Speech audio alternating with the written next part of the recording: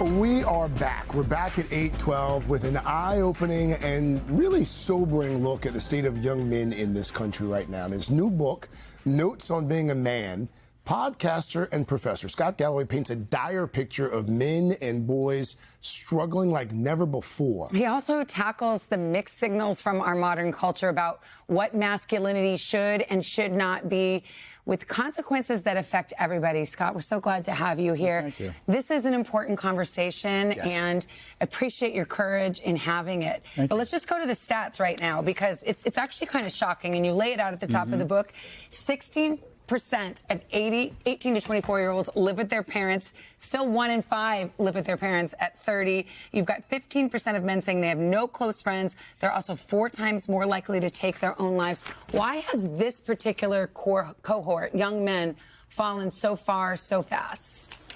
Oh, I think it's a variety of things. Educational. The education system is somewhat biased against a boy. Think about the behaviors we encourage. Sit still, be a pleaser, raise your hand. You probably just described a girl. A boy is, on a behavioral adjusted basis, for the exact same behavior, twice as likely to be suspended as a girl, 5 times more likely if he's a black boy. 7 in 10 high school valedictorians are girls. You have essentially in college, you're going to have 2 to 1 female to male college graduates.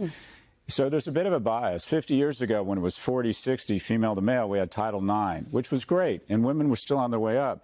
Now it's flipped. It's more like 66-33 female to male graduation, but there's no discussion of male affirmative action. So we have an educational system bias against them. We have economic policies that have effectively taken money from young people and transferred it to people my age. People my age are 72% wealthier than they were 40 years ago. People under the age of 40 are 24% less wealthy. And something we don't like to acknowledge is that men become somewhat unattractive to the opposite sex and lack self-esteem and lose their role when they're not economically viable. 3/4 of women say economic viability is key to mate. It's only 1/4 of men who say that. So they have fewer educational opportunities. They have legislative policies and tax policies that have taken money out of them. They've also been a little bit pathologized. I talk about the fact that a man's desire to have a relationship and, quite frankly, to have sex, it's been pathologized. But that fire should and is usually used to be a better man, dress better, be in shape. The secret weapon for attracting a mate, a kindness practice. But where does a man demonstrate excellence? They're not going to work. They're not going to school. 40% of bars and pubs have closed down since COVID.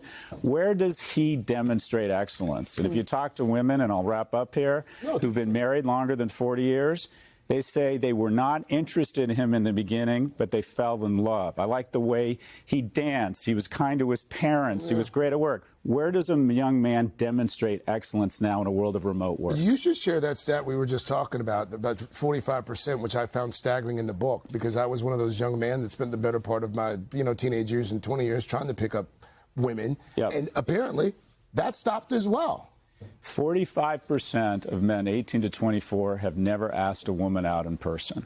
That's eye-popping. And the question is why? Why is that? I think that no man wants to be that guy. Imagine you make an approach at a place.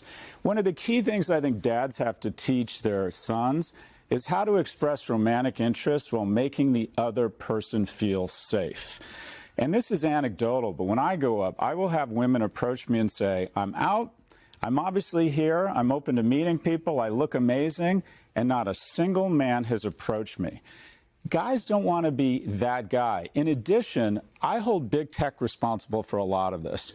We have 40% of the S&P by market value who have connected to rage and divisiveness and sequestering people from their friends and family and mates. You call social media a rage machine, and these companies are reaping billions. They're just trying to go from billionaires to multi-billionaires. Well, why? It used to be the sex sells. Now we found out, the algorithms found something better, rage and divisiveness. But they're trying to convince young men who have, quite frankly, less evolved prefrontal cortex, the gas on, gas off. But why go through the hassle of expressing friendship in the hierarchy of friends when you have Discord and Reddit? Why go through the hassle of putting on a tie, trying to navigate all of this when you think you can trade stocks or crypto on Coinbase or Robinhood? And why, Savannah, would you go through the the humiliation, the effort, and the cost of approaching a strange woman when you have lifelike porn. Can I just say something, though, as a woman here, because there are a lot of women who are probably thinking, like, are you kidding me? Yeah. We're trying to, haven't men had it their way all this time? I just want to say I'm the mother of a son, so I care very much about this issue. But also, you write in the book, this is not a zero-sum game. This is not, if, you know, it's either women or it's men succeeding, that both tides can and should rise. Empathy is not a zero-sum game. Civil rights didn't hurt white people. Gay marriage didn't hurt heteronormative marriage. But you're absolutely right. This is, we have a series, let me be clear. The problem is with the lack, why do we have a lack of empathy? Why is there an understandable gag reflex? 80% of the prosperity from 1945 in the world to 2000 was that the 5% of the population that were Americans. And then a third of those got all of the prosperity, specifically white heterosexual males. So the bottom line is I had unfair advantage. But should we hold a 19-year-old male responsible for my unfair advantage? So I have a debt. And the call out to young men, to men my age, is the following. We need to get more emotionally involved in a young man's life. The single point of failure for a young man when he comes off the tracks is when he loses a male role model through death, disease, or abandonment. He becomes more likely to be incarcerated than graduate from college the moment he loses a male role model, which is interesting because girls actually have similar outcomes. The net sum of all the research is while boys are physically stronger, they're emotionally and neurologically much weaker. Men my age have to step up. If we want better men, we have to be better men. Scott, really quickly, we're almost out of time. I do want to show another graphic. I found this very interesting in the book. You write about this crisis of, and we've talked about this, you write about the crisis of loneliness, just the inability of men to make friends. And there's a staggering graphic in the book. I think we have it. There it is. Just Google searches on where to make friends, feel lonely, where to meet people. And you can see there just how much those searches have skyrocketed over the past few years.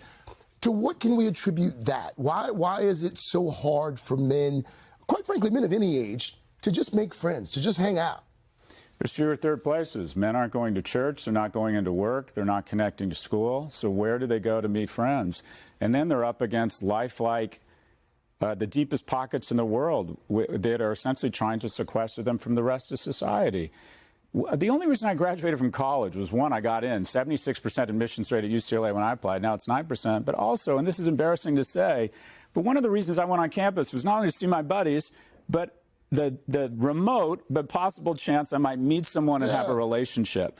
If I had lifelike synthetic porn on my phone and on my computer 24/7, I'm not sure I would have gone on campus as much. We are literally saying to young men, you don't have to have relationships.